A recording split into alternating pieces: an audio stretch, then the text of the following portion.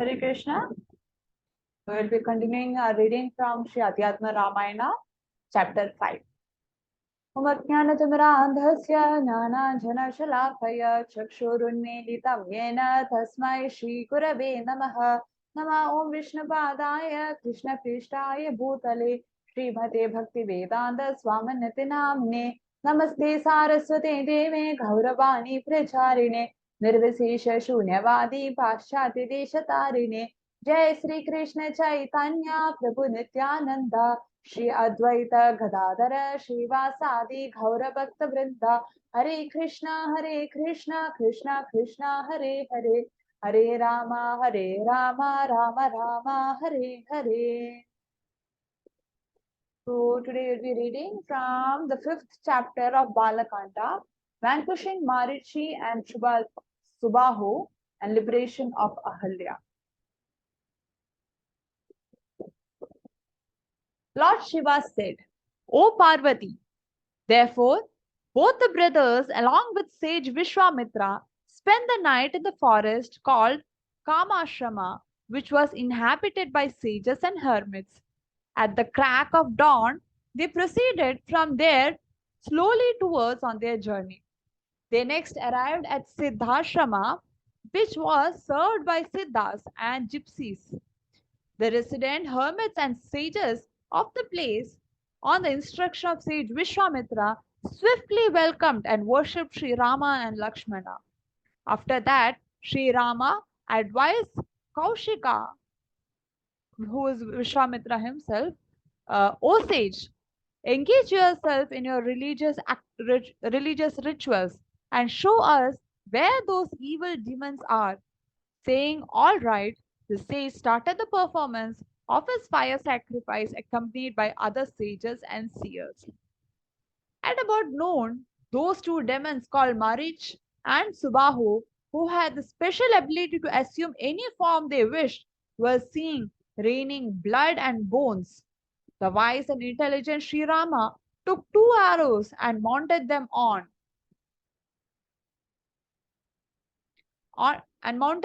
his bow, pulled the string right up to his ear, and shot the arrows separately at those two demons.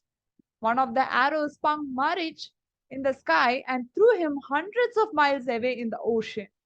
This was a stupendous and most astonishing feat. The second arrow, which was tipped with fire, burned Subahu to ashes in a second, while the rest of the demons were instantly killed by Lakshmana. The gods showered flowers on Lakshmana and Raghava, sounded their kettle drums and trumpets, while the Siddhas and Bards began to sing their praises and glories in honor of Sri Rama. Sage Vishwamitra duly worshipped Raghunandana with great reverence, lifted him affectionately on his lap, and embraced him to his bosoms with eyes filled with tears of love, affection, and devotion.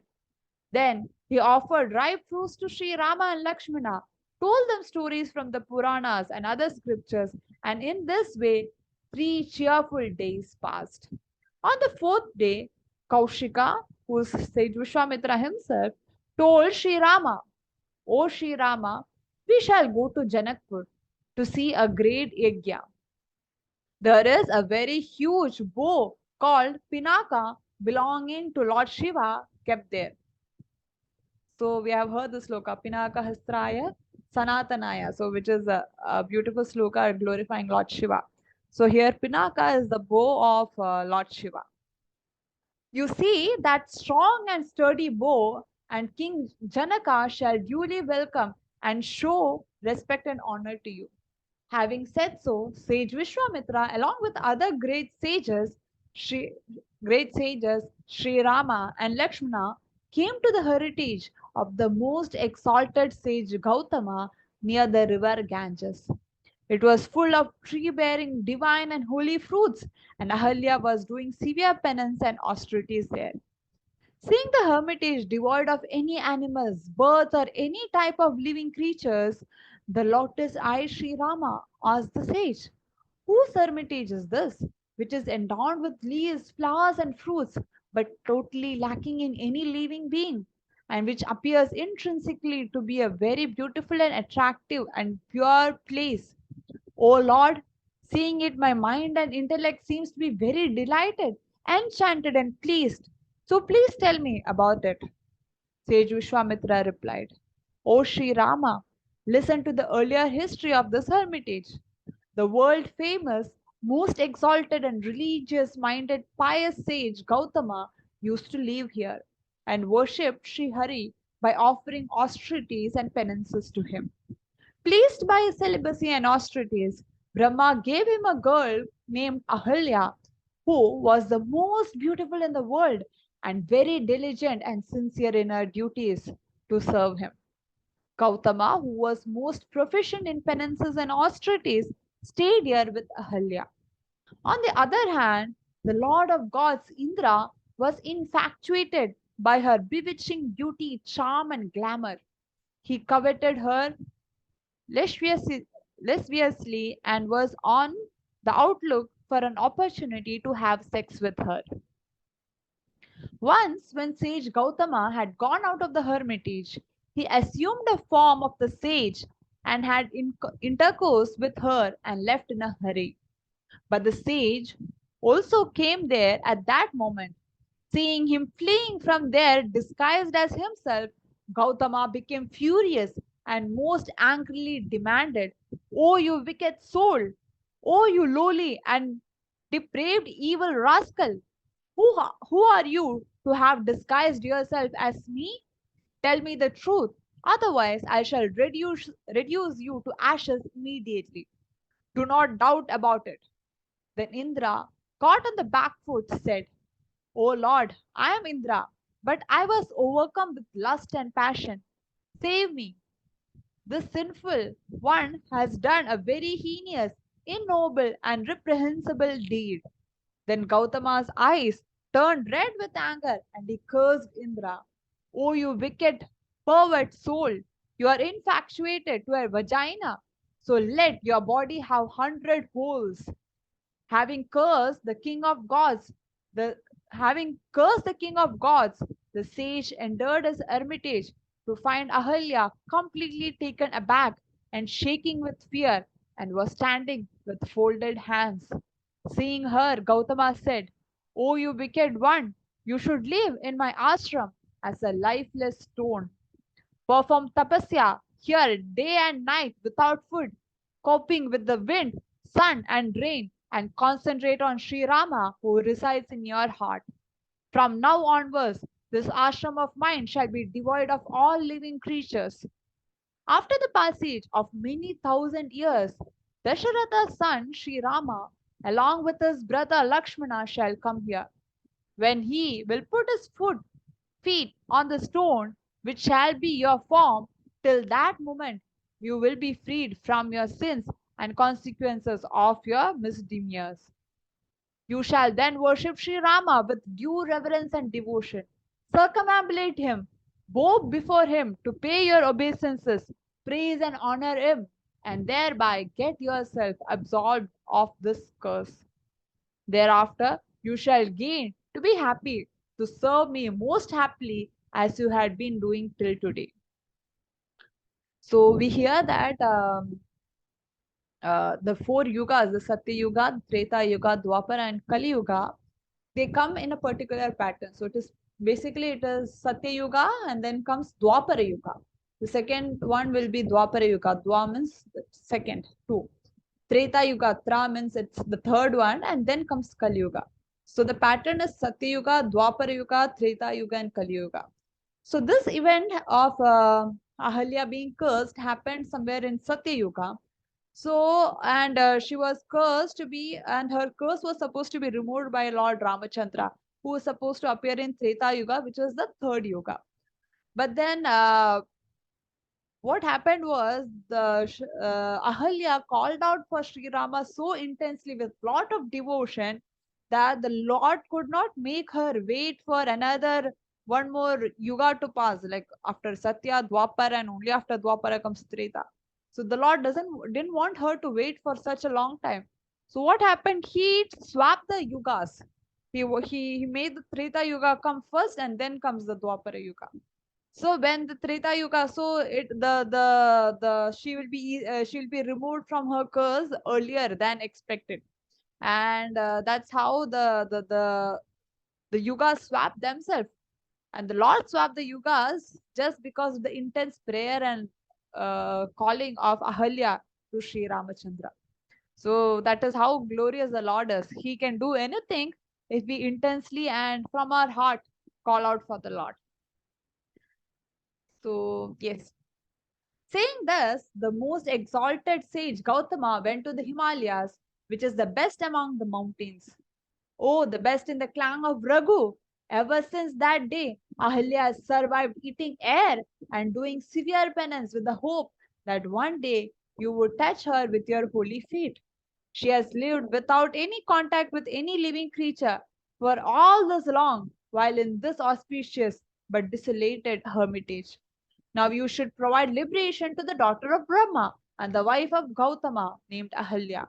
Saying this, sage Vishwamitra held Raghava by his hand and showed him Ahilya, who was steeped and engrossed in doing severe penances and austerities. Then Sri Rama touched that rock with his holy feet and looked at Ahilya, who was engaged in deep contemplation and penances. Seeing her, Raghava said, I am Rama, and bowed before her respectfully. Then Ahilya looked at the one who was the best in the Raghu clan and was wearing a silk pitambar. His forearms were adorned by a conch, disc, mace, and lotus respectively. So Ahilya is seeing the four-armed form of the Lord. A bow and arrow were slung on his shoulders, and he was accompanied by Lakshmana. His face had a bewitching smile, eyes were like lotus flowers, and his chest was adorned by the footprint of sage Bhrigu. All the 10 directions of the world were being lightened by the radiance and glow effusing from his dark complexioned form, which resembled a Neelamani.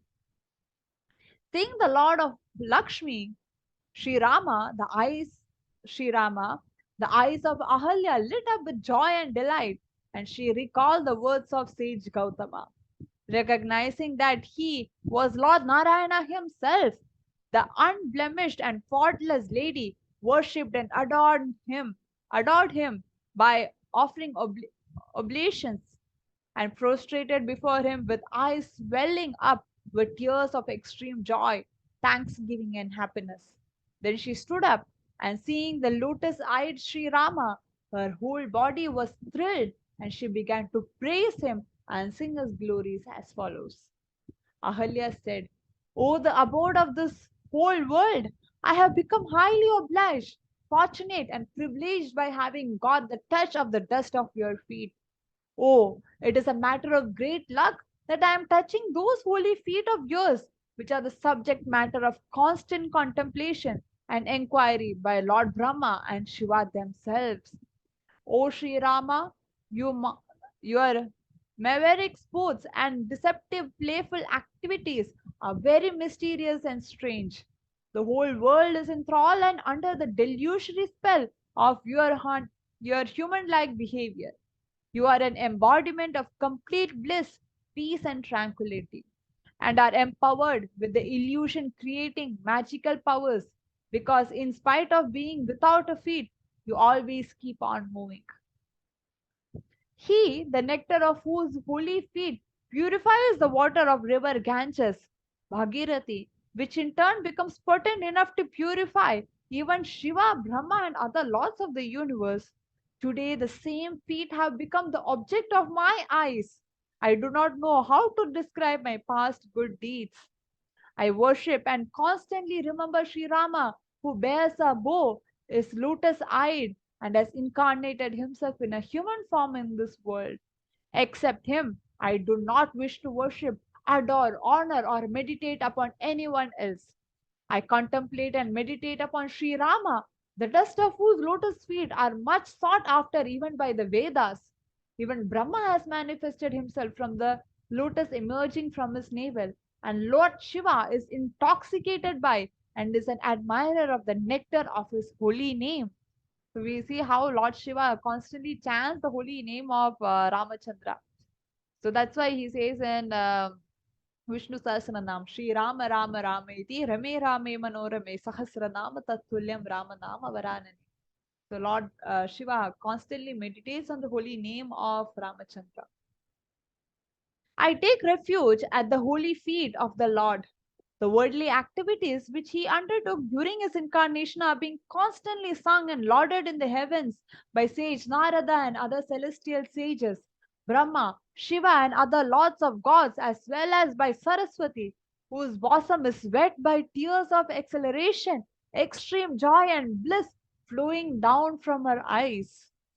The same ancient, supreme, absolute soul is Sri Rama, who is referred to by the Puranas as the Paramatma, has most graciously, kindly, and to show his profound munificence, magnanimity, and benediction on this world, assumed a delusory, captivating form which enthralls and holds the world in its spell in spite of his being self-luminescent, eternal, and endless, and of being the very initial cause of all that exists.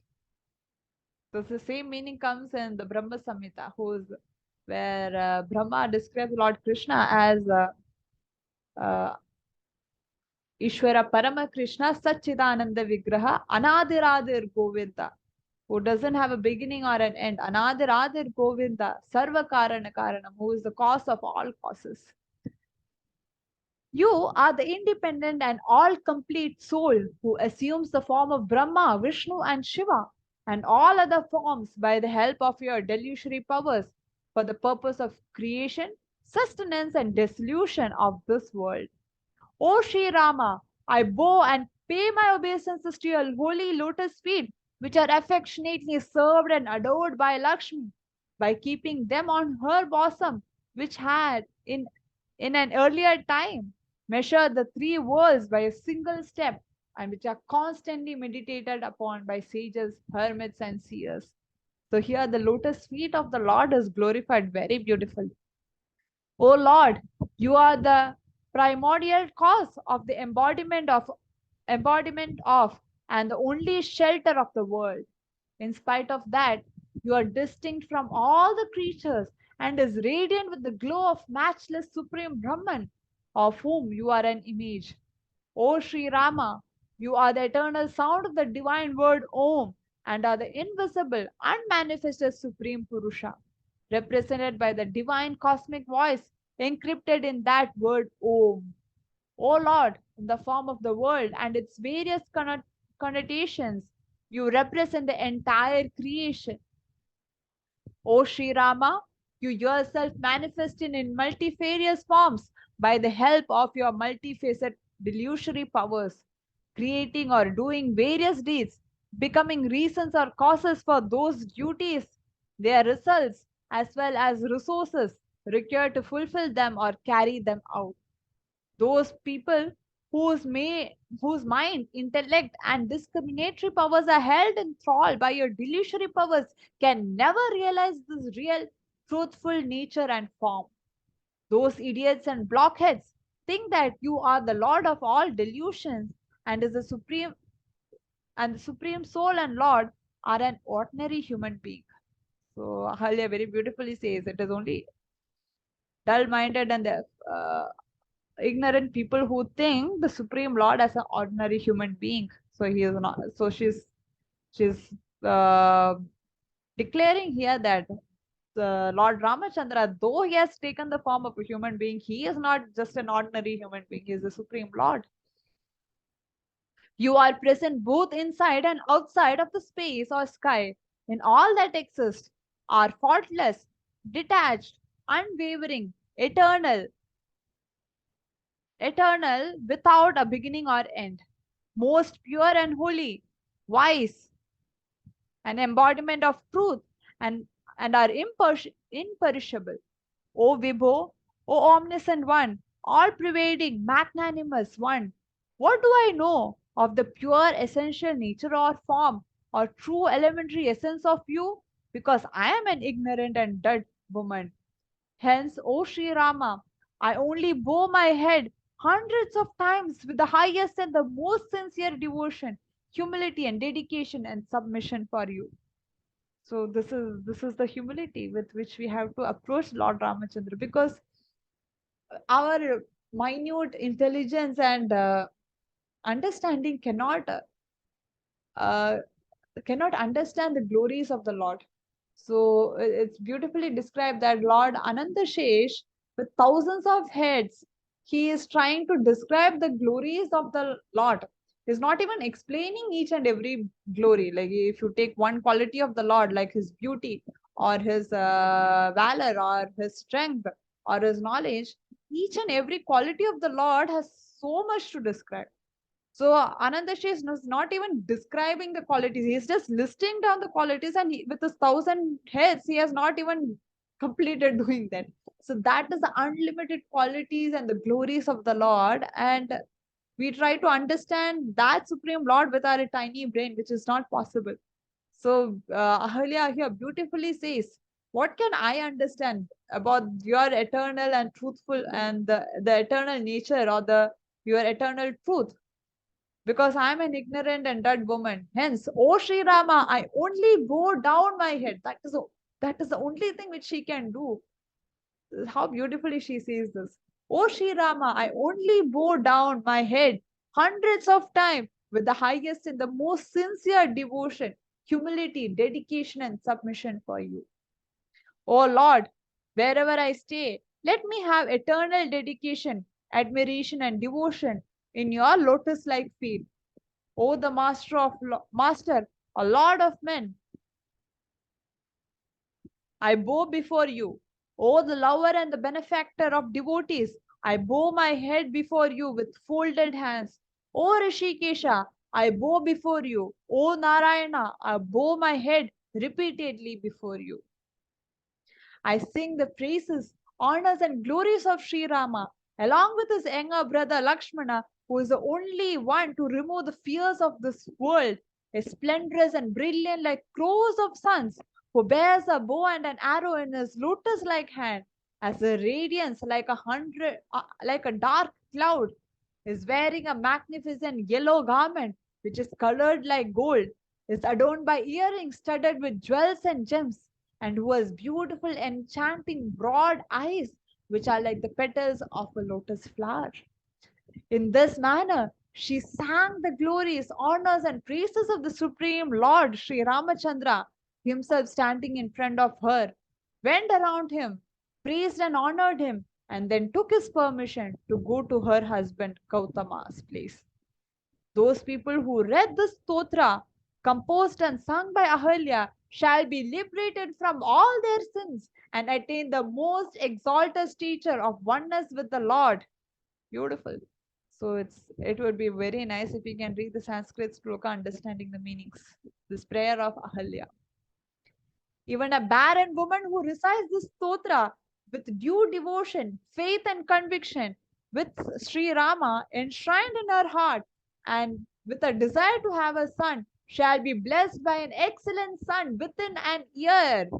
Beside it, all her desires can be fulfilled by the grace, benediction, and munificence of Sri Rama.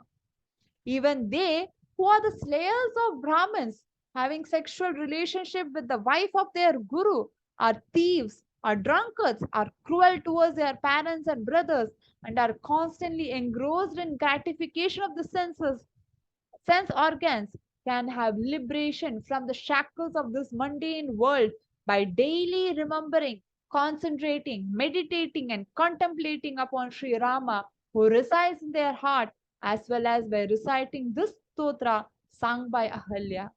If this can be achieved by such a person, what to say of those who are righteous, noble, and upright? So here we see the glory of the stotra sung by Ahilya. So it would be very interesting and very nice if we can read these prayers of Ahilya. So with this, we come to the end of the chapter. So we'll start with the next chapter of the Baala Kanda, the next session. वाञ्छाकल्पतरुभ्यश्च कृपासिन्धुभ्येव च पतितानां पावनेभ्यो वैष्णवेभ्यो नमो नमः अनंत कोटि वैष्णव वृंद की जय अध्यात्म रामायण की जय अहल्या स्तोत्र की जय श्रील प्रभुपाद की जय